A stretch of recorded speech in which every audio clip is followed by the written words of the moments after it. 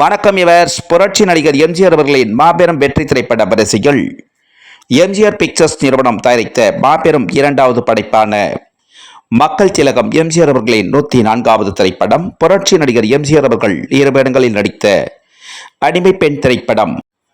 அகில உலக திரையுலக வரலாற்றிலேயே ராஜஸ்தான் மாநிலம் பாலைவனத்தில் ஜெய்ப்பூர் அரண்மனையில் எடுக்கப்பட்ட முதல் இந்திய தமிழ் திரைப்படம் மக்கள் திலகம் எம்ஜிஆர் அவர்கள் நடித்த அடிமை பெண் திரைப்படம்.